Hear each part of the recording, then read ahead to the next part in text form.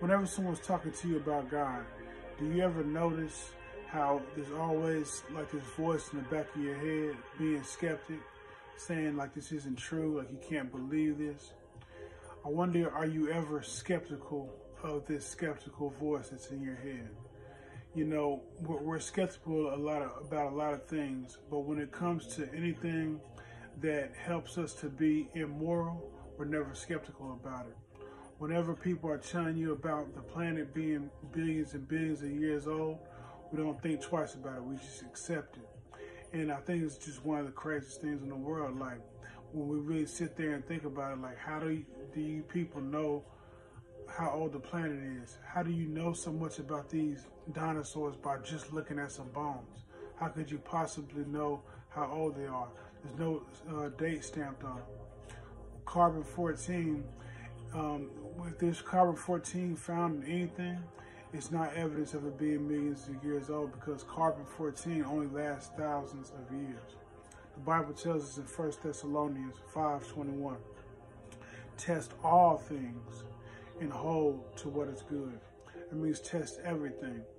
That means test what you're told in school. That means test to see what any person tells you, and also to see if it's good. If it is good, then hold to it. Is there anything good about believing that we came from a pile of slime billions of years ago, and that there's no purpose to life, and that there's no creator, and there's no true morals, and that every single person can just do what's right in their own eyes? Is there anything good about that?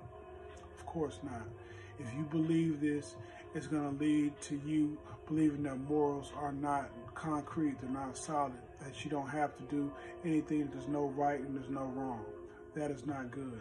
The Bible tells us here in Proverbs 14:12, there's a way that seemeth right to a man, but the end are the ways of death. A lot of things can make sense to you. A lot of things will seem right to you. And this is because, what is Satan called? He's called the deceiver. So he doesn't come to you and say things that don't have any kind of logical sense to him. He's going to come to you and say things that sound logical, because that's what deceivers do. People trick you by using pieces of the truth and then adding a big lie behind them. So they find a bunch of dinosaur bones found in the ground, buried in different layers. So yeah, this is true. They take a piece of truth and then they lie and say, oh, well, that means that these dinosaurs are from millions of years ago because they're in different layers. But when the Bible tells us about a great flood, which would mix up the sediment of the earth and the fountains of the deep breaking loose. And so if the whole world is flooded and the whole world is underwater, and then its water subsides, all the different sediments and kinds of rocks and kinds of sand would automatically fall into layers according to their density. This makes a lot more sense, because if these layers of earth were different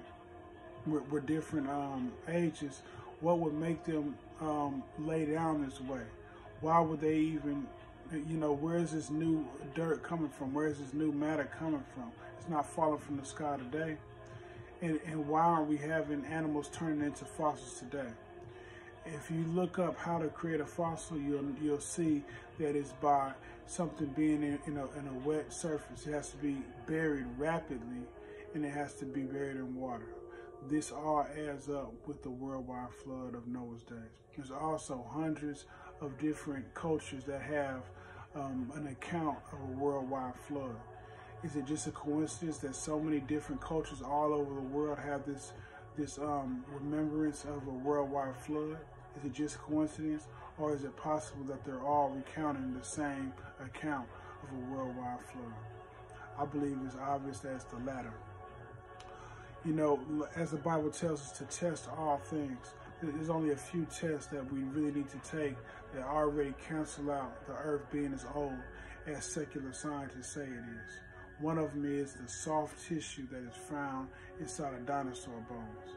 If a dinosaur was 65 million years ago, there's no way, no possible way, I don't care what excuse they come with, there's no way that they'll still be finding soft tissue and blood cells inside of the bones. This stuff doesn't last that long. It can last thousands of years at the max. And this is what the Bible tells us, that the earth is between 6,000 to 10,000 years old. And this makes much more sense for us finding this soft tissue and blood cells, and this is stringy tissue, still elastic tissue inside of dinosaur bones.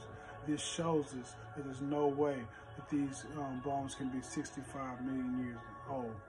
And also, we still have comets that we can see.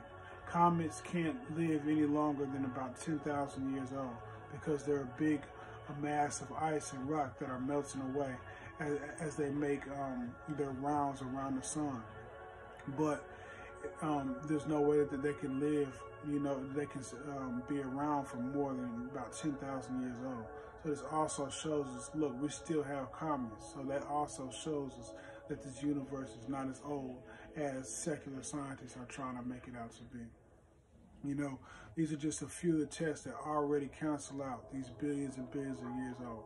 We know why they hold to this theory, though. They hold to it, obviously, because this gets rid of God. And Charles Lyell, this is the person who came up with the geologic column. He invented it in his mind. He's the one that said that different layers of rocks are different ages. This is before any kind of dating methods were out, so this is just something that he came with. And after he came with this is what a lot of other scientists after him started using as their Bible, as their go-to formula. So one of the famous names that came behind him was Charles Darwin. And Charles Darwin used this geologic column to say, oh, okay, well, now we know, which you don't know, but he said, now we know that the earth is billions of years old, so all the creatures on the earth must be billions of years old too. So this is what made him start coming with his theory. So behind the lie of Charles Lyell, Charles Darwin began making his theory of human evolution. So, this is all built off of one person's assumption, and it's more than an assumption, because Charles Lyell even asserted, he said in his own words, that his mission was to free people of the law of Moses. That's what he said when he invented the geologic column. He said that, I'm doing this because we no longer want to be trapped under this law of Moses. And this always comes down to a moral thing. And this is why people accept these teachings and we don't want to test it. Romans 1:20. For since the creation of the world, his invisible attributes are clearly seen, being understood by the things that are made, even his eternal power and Godhead, so that they are without excuse. So you might be thinking, okay, I'm looking up all this evolution stuff. I'm looking up all this stuff, it looks good, it feels good. I'm glad to know that I don't have to live in a certain kind of way. I can do what I want to do, and you can believe that you've really convinced yourself. But the Bible tells us that this is no excuse. From what is being made, from what has been made, there's no excuse that there's a creator. If we're walking in the woods and we see a ball laying in the woods, and you asked me where it came from, and I told you, oh no, it was just there, you would know that that would be crazy. Well, make that ball the same size of this earth. And if you're passing through the vastness of space and you see this ball called Earth, and someone tells you, and someone asks you where did it come from, and you say, oh, it was just there, it should be just as crazy, actually more crazy, because this earth is way more complex than that ball is. Complexity takes a designer, and there's no way around this. That's why there's no excuse for people who deny God, and we will face him in Judgment Day. Something to think about. Do take good care of yourself.